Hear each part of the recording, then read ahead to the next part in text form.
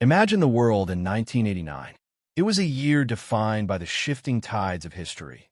The Berlin Wall was crumbling, the first Game Boy was introducing a generation to portable gaming, and the global automotive landscape was firmly under the thumb of European giants. In the prestigious arena of Group A touring car racing, the hierarchy was undisputed.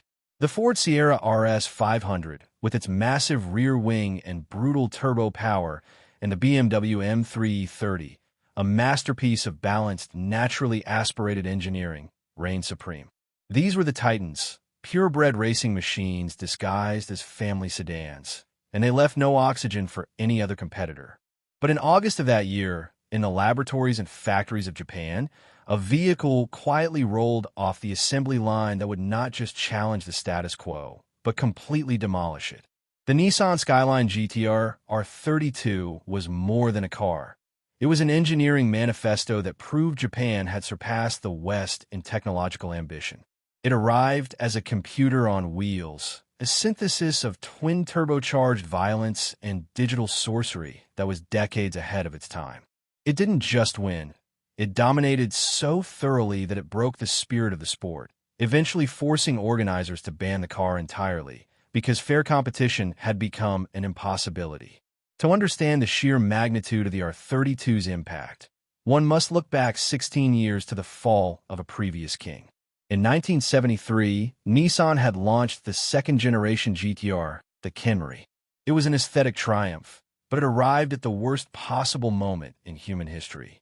The global oil crisis struck with a vengeance, turning high-performance engines into expensive liabilities overnight.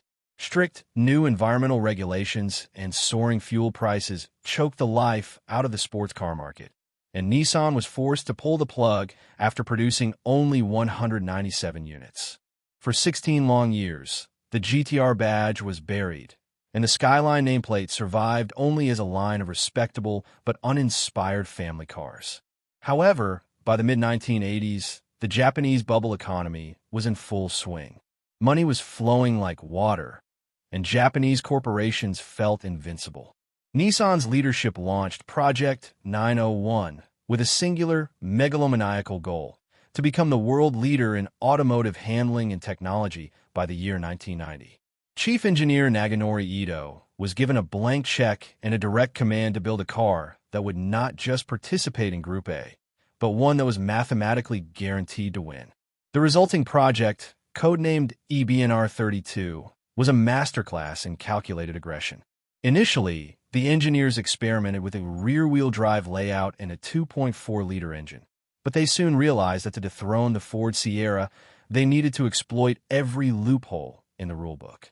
They turned to the legendary RB26DT engine, a 2.6-liter, twin-turbocharged straight-six that would become the stuff of tuner legends.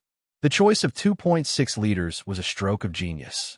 In Group A, turbo engines were subject to a 1.7x displacement multiplier to determine their weight class. By settling on 2.6 liters, Nissan fell into the 4,500 cubic centimeters class, which mandated a minimum weight of 1,260 kilograms, but crucially allowed for the use of massive 11-inch wide tires. The engine itself was overbuilt to a staggering degree. Its cylinder block was forged from heavy cast iron rather than aluminum, providing a structural rigidity that allowed it to handle immense boost pressures. While the official gentleman's agreement in Japan limited the car to 280 horsepower, everyone knew it was a lie. Straight from the factory, the R32 produced over 320 horsepower, and the N1 racing blocks were capable of sustaining 1,000 horsepower with the right modifications. It featured 6 individual throttle bodies for razor-sharp response, a feature usually reserved for exotic supercars, ensuring that the driver had total control over the twin Garrett T28 turbos. But the engine was only half the story. The R32's true secret weapon was the Atessa ES all-wheel drive system. Unlike the mechanical, permanently engaged systems used by rivals like Audi, Nissan's system used a high-speed 16-bit computer to monitor sensor data 100 times per second. Under normal conditions, 100% of the torque was sent to the rear wheels, giving the car the agile handling characteristics of a rear-drive sports car. However, the moment the computer detected a fraction of a degree of slip, it would hydraulically divert up to 50% of the power to the front wheels. This meant the R32 could turn in like a BMW and exit a corner like a rocket, finding traction where others found only tire smoke. Complementing this was the Super Heika's four-wheel steering system, which used electronic actuators to turn the rear wheels in sync with the front at high speeds, providing a level of high-speed stability that made the car feel as though it were on rails. It was digital intelligence applied to mechanical warfare. When the R32 finally entered the Japanese Touring Car Championship, JTCC, in 1990, the results were almost comical.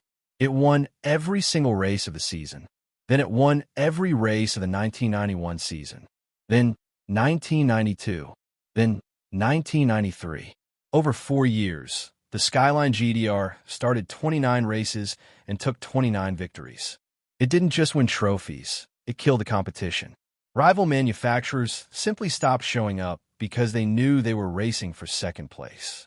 However, the car's most legendary and controversial chapter was written in Australia. When a Gibson Motorsport R32S arrived at the Bathurst 1000, the local fans, raised on a diet of V8-powered Fords and Holdens, were hostile. They viewed the Skyline as a plastic computer car that lacked soul. But when the R32 began lapping the field, the hostility turned to shock. The Australian press dubbed the car Godzilla, the radioactive monster from Japan that had come to destroy their icons.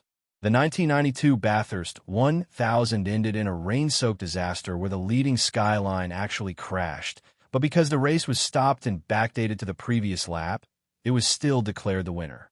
As the crowd erupted in boos and threw cans at the podium, driver Jim Richards famously told the 30,000-strong audience, "I'm going to be honest with you. You're a pack of arseholes." This level of total dominance eventually became the car's undoing in the professional world. The FIA, realizing that the Skyline had made the Group A regulations obsolete, effectively banned the car by changing the rules to prohibit all-wheel drive and turbocharging in the new Super Touring category. The R32 was too fast to be allowed to exist. But while the racing career of the R32 ended in a ban, its cultural life was just beginning.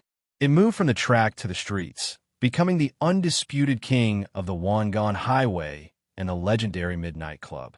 Tuning houses like HKS, Giretti, and Blitz began a horsepower war that pushed the R32 into the realm of hypercars. Projects like the HKS-0R proved that the R32 could outperform Ferraris on the street while remaining a reliable daily driver. Then, in 1997, the video game Gran Turismo introduced the R32 to a global audience that had never seen one in person.